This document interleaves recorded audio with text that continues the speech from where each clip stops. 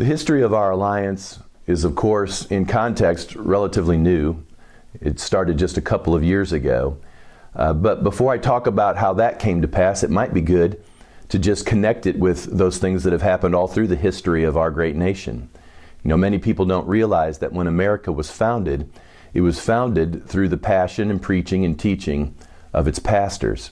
The pastors were the ones that taught the people the principles of freedom. They taught the people the principles of morality, spiritual direction, God's guidance. In fact, in the founding of our nation, many of our original founders had theological education. Some of them were pastors themselves.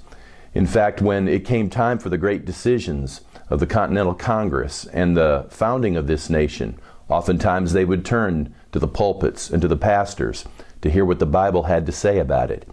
In fact, you can do just a quick reading of many of the sermons that came forth from that era of the 18th century and see that pastors were preaching on all sorts of things concerning liberty. They would preach on taxes. They would preach on different bills that were in Congress. They would certainly preach on the moral and spiritual fiber of a nation, and they'd even preach on just war. As all of us know, that this nation and the colonies eventually went to war with the greatest superpower of the day, Great Britain. In fact, one of my favorite stories is of Peter Muhlenberg, a Lutheran pastor in Pennsylvania, who was leading his congregation, and at the end of a message, a particularly stirring message with regards to liberty and what looked to be the ensuing war that would come with Great Britain, suddenly tore off his pulpit robe, and underneath his robe was a colonel's uniform of the Revolutionary Army.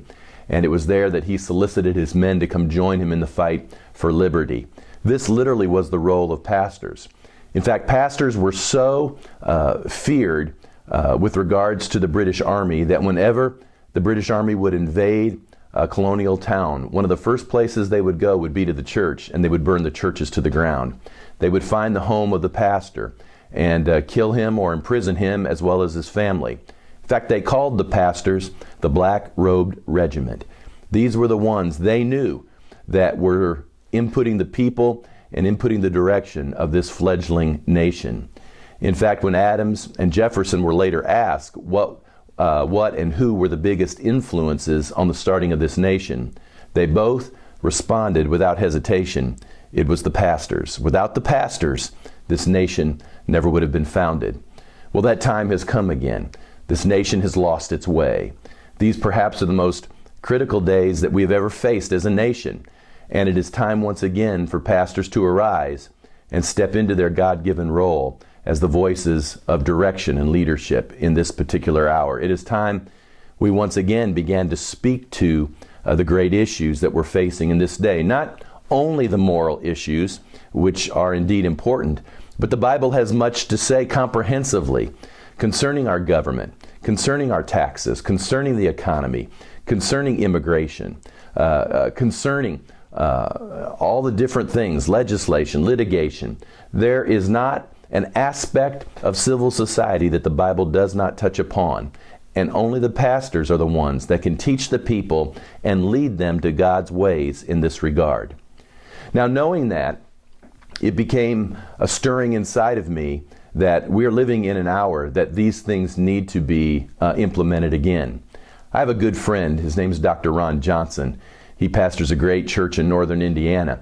We were visiting one day, and he was mentioning how he was gathering pastors from all over his state, trying to network them in an alliance in order to have a working relationship, so when public policy that needed to be addressed or elections that needed to be inputted were taking place, that there would be literally a network of pastors that could be implemented and could be loosed in order to help give direction to that moment. The more he began to talk about it, the more I became convinced that that was something that could happen in South Carolina. As a matter of fact, I think it's something that could happen in all 50 states of this great union.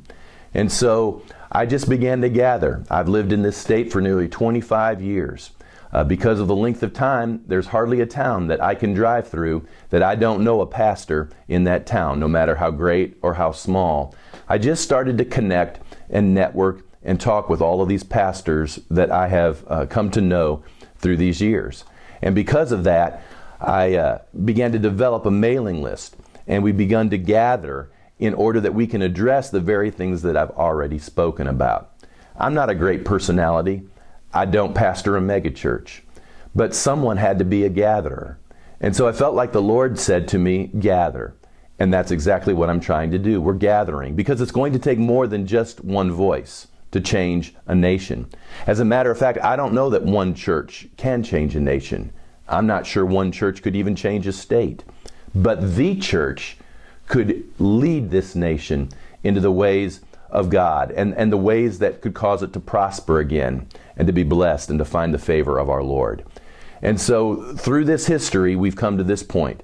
And I'm asking you, if you're a pastor, or I'm asking you if you happen to be a member or parishioner in your local church, let your pastor know about what's going on, a great network that is forming, and encourage him to become a part of a growing voice of pastors in this state and other states as we begin to step into our God-given roles of leadership and bringing this nation back to the place God always intended it.